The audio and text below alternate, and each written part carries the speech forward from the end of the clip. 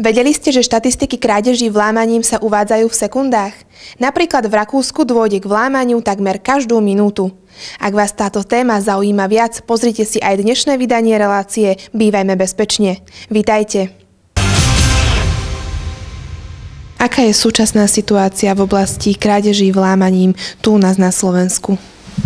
Dá sa povedať, že situácia je stabilizovaná, ale treba si uvedomiť, že ten počet krádeží vlámaní je stále veľmi vysoký a dokonca výška spôsobenej škody, čiže hodnota toho, čo priemerne nám jeden páchateľ ukradne, stále rastie a dostáva sa do veľmi vysokých hodnot.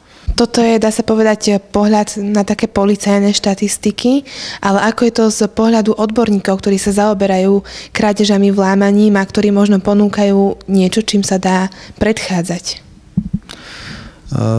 V nedávnej dobe bola situácia taká, že najčastejší spôsob vniknutia do bytu aj do rodinného domu boli dvere. Páchateľ si vyberal dvere, ktoré vylomil, ktorými vošiel dovnútra, zobral lúp a tými dvermi aj vychádzal von.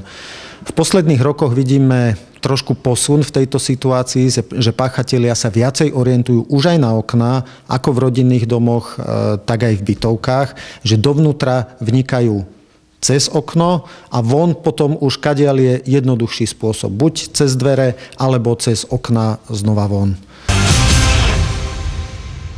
Heute ist es so, und speziell auch in meinem Bekanntenkreis, dass fast jeder schon Erfahrung gemacht hat mit Diebstahl, mit Einbruch oder zumindest jemanden Unmittelbaren kennt, dem etwas Ähnliches passiert ist. Es ist entsprechend egal, ob Sie im Erdgeschoss wohnen, im letzten Stock oder genau in der Mitte drinnen, das spielt überhaupt keine Rolle mehr.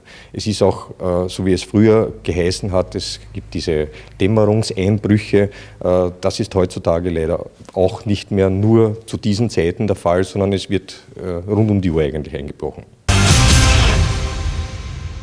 Ktoré sú tie lokality, kde dochádza najčastejšie ku krádežiam vlámaním? Áno, všeobecná mienka je taká, že vo veľkých mestách na Slovensku je vyššia kriminalita ako v malých. Ale nie je to pravdou.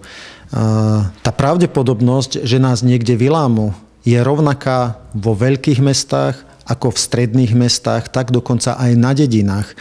Tá kriminalita sa presúva stále viacej aj do oblasti vidieka, do oblasti dedín a najmä do lokalít takých odľahlejších, ako sú chatové osady, chatové oblasti alebo samostatne stojace rodinné domy.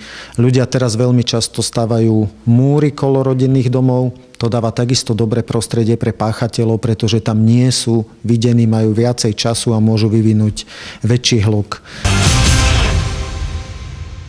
Wenn man den Statistiken Glauben schenken darf und auch dem, was in den Medien publiziert wird, passieren alle 36 Sekunden irgendwo in Österreich ein Einbruch. Wenn man sich diese Zahlen zu Gemüte führt, ist es eigentlich erschreckend und auch im Hinblick darauf, dass diese Zahlen auch steigend sind und nicht sinkend. Da sieht man wieder, wie wichtig es ist, dass man persönlich Vorsorge trifft und sich entsprechend persönlich zu schützen versucht.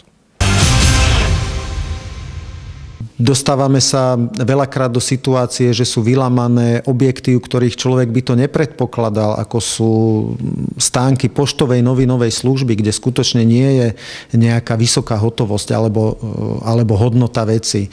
Takže tá možnosť, že nás vykradnú, je v súčasnosti úplne všade.